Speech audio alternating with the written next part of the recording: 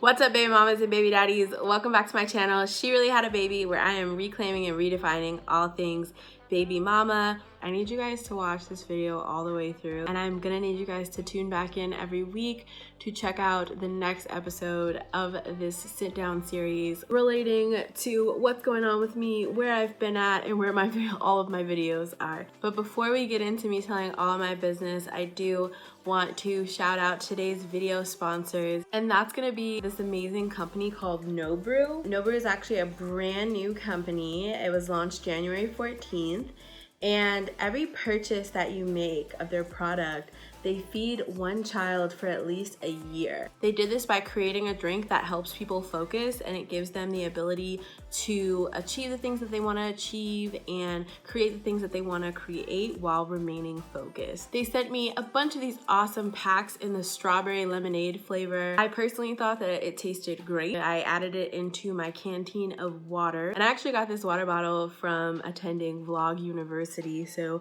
shout out to Justine for the awesome Vlog Uni merch. If you want more information about what they're doing, click the link in the bio below to check it out and place an order. Alright, so now you can hop into the video. If you've been following me, you know that I had an amazing opportunity presented to me in 2019. I was actually hand-selected by a team of people at YouTube to be a part of the YouTube Black Nextup event this year, where I was the only one that already lived in LA, so I didn't get flued out, but they picked 12 channels, including mine, She Really Had a Baby, and brought us together in Marina Del Rey, put us up in a really dope hotel, and we essentially went through a week-long creator boot camp. We learned everything from lighting to storytelling. YouTube saw potential in what our channels could be, and so they invested in us for a week. They even provided us with vouchers to take care of equipment costs that we would have for investing in ourselves as well. So it was a really, really dope experience. When I got chosen for YouTube Nextup, I was actually working full-time for a travel company, and I was on the chat team. It was sales, and the goal was to convert people that were coming onto the website into customers. It had its pros and cons. It was the best benefits I had ever had.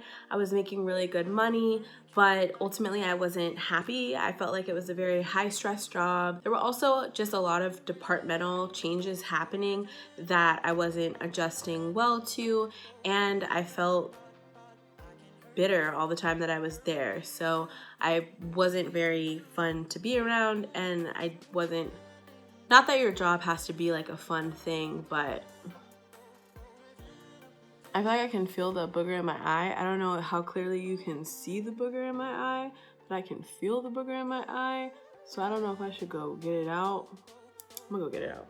Okay. Anyway, I was working at this job that had amazing benefits, great pay, but I was ultimately unhappy. And here's the thing, and there was more to it than that. I've never been good in corporate environments. I've never been good in corporate environments because I'm a very emotional person. I am also a very loving and caring person too. So I think that that can become overbearing for a lot of people, but I've also never really learned how to navigate those environments without getting too comfortable, like making friends, you know, when those are really not your friends, you know. And there are people that I developed relationships with there that I cherish and I still talk to and love and care about, but there's certain dynamics in a corporate structure that just triggered my anxiety and contributed to me feeling like overwhelmed and unhappy a lot. It just wasn't for me. I really thought hard about giving all the intimate details relating to why I ultimately ended up quitting this job, but it's basically just not in my heart to cause anyone any problems or to like stir the pot regarding anything, just because there's people that still follow me and that I talk to, and I know that if I give all of the details that it would be messy. So I'm not going to fully be messy, but here's what I will say, there is tea. I put myself in a situation where I was sexually entertaining a man that I had no business sexually entertaining for a very long list of reasons outside of just the fact that we worked together. And it ended up turning into just like chaos almost immediately. And it wasn't just him, it was me not having a certain value for myself, and also him just being an okay person, and because of my trauma, an okay person giving me any type of attention or time of day would turn into, I guess, like almost like an addiction or an obsession, or like, oh my goodness, this is so amazing, like I care about you so much, for almost no reason, because ultimately it wasn't a situation where I really intimately like knew this person. And I look at this trend in my life over years. Even me and my daughter's father, Nyla's dad, have talked about this before. It's sexual situations with men can oftentimes make you feel like there is some kind of a relationship happening there that isn't. I had my people that I could turn that off with, where I could be sexual with them and act like a man with them, and never have any feelings, not need to talk to them, and just use them for like that sexual fulfillment. But if it was someone that I had conversations with or was spending a significant amount of time around, not even with, because being around someone, right? Just because you work with someone and like you see them all the time or you're within their area doesn't mean that you're actually spending time with them. It just ended up getting chaotic because my irrational feelings for this person were just growing at ridiculous rates that were causing me to not be focused on the things that I needed to be focused on. Him even slightly entertaining it the way that he was didn't help stop it, right? But it ended up blowing up, and it was very uncomfortable for me to be at work. That's how I felt. Like, I felt uncomfortable, I felt anxious, I felt angry. I felt like I didn't want to be there. And then I got selected for the YouTube Nextup program around that same time. So I was able to get a week off from work, and it was an amazing experience. And I was on this incredible high, honestly, of just being surrounded by creative people, feeling inspired, and then also just thinking about how I was getting brand deals. I was posting on Instagram, getting paid to post things, and even occasionally on YouTube, getting sponsorships, as well as Facebook. And just thinking to myself, like, why am I gonna go back into this environment where I'm so uncomfortable and I'm not happy working there? I don't feel fulfilled working there.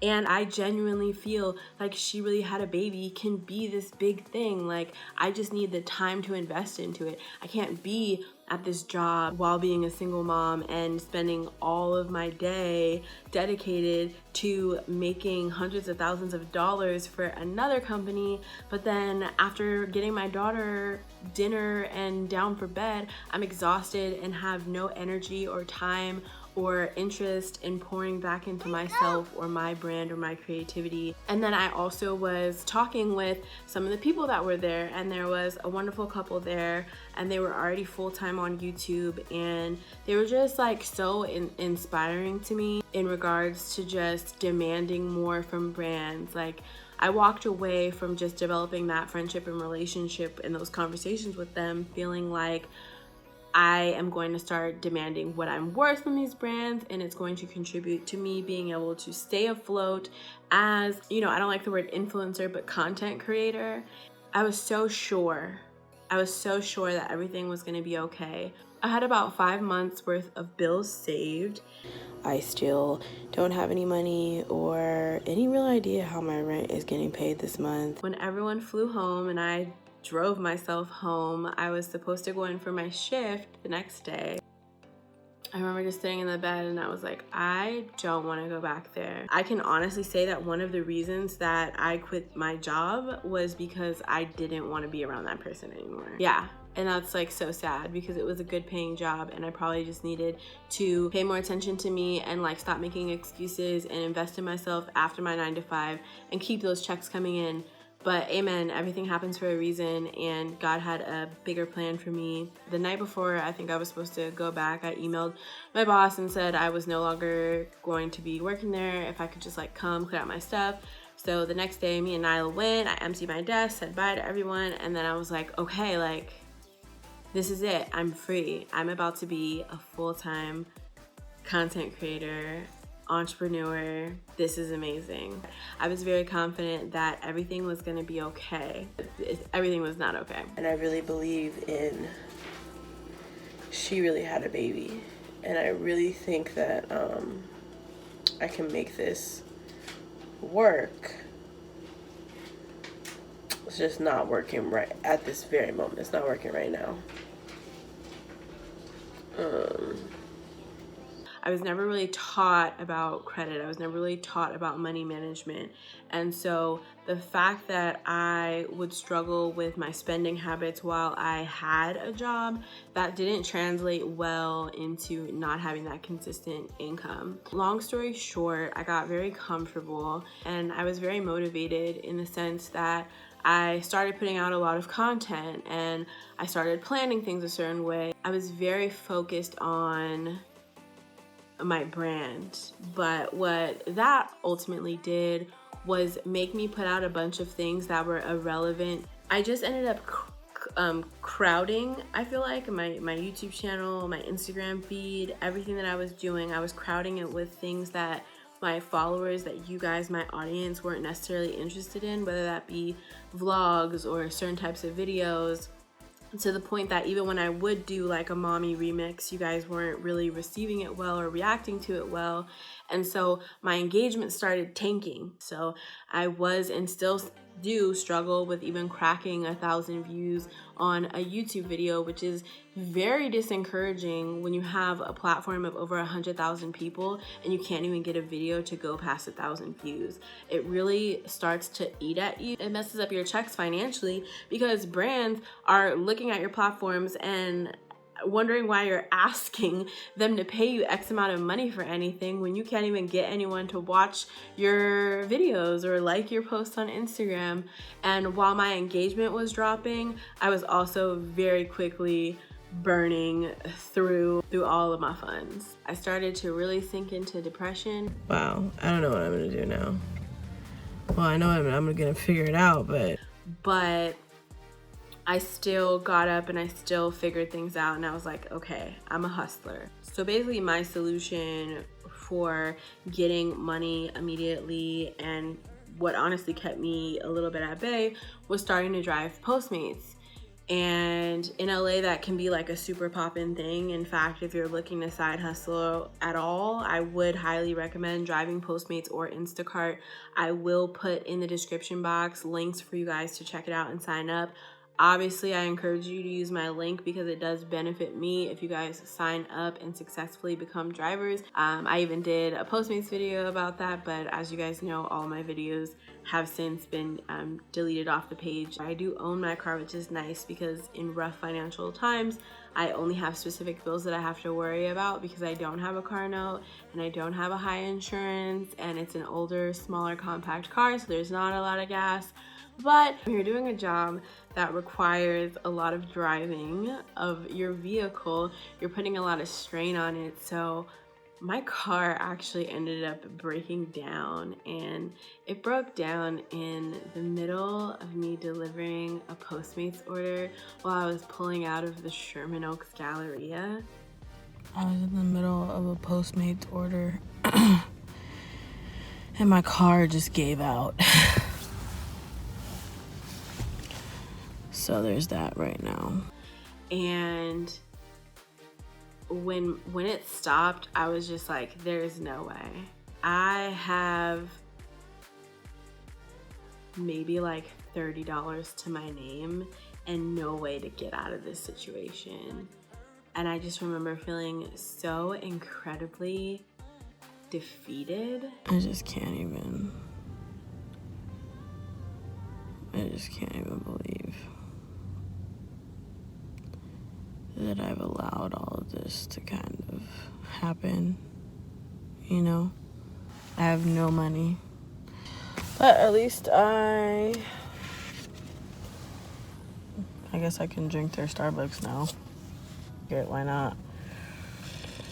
I had to have my mom come and sit with me so that we could use her AAA because I'm still not a full adult in the sense that I don't have like AAA. I towed it home and I just remember that night, like honestly, like sitting in my apartment and breaking down and just feeling like, what am I gonna do? And why have I made every single decision up to this point that I have? It was a very, very low point for me. One that I felt like I was not going to get out of at all. I did not think that I was going to pull myself out of this situation, and it did get worse before it got better. My anxiety is heavy right now. I am just, oh, God knows, God knows, God knows, God knows, God knows. I don't know. I feel a mess though. If I put this entire like testimony and story into one video, it would honestly just be too much. So that's kind of where I'm gonna stop for right now. And in next week's video, I'm gonna continue on with the story. And I really hope that you guys tune in. I would love to hear what your thoughts are thus far about everything that I'm talking about, even if it's you being able to relate to some of the things that I'm saying or talking about. I know that you guys still want answers. I know that you guys want to know why I deleted all of my videos, where everything is at, and how this all ties together. And I do promise you that there is a tie-in of everything. I just need you guys to watch the entire video series essentially. So next week's video, I'm gonna get more into everything. So I hope to see you guys next week.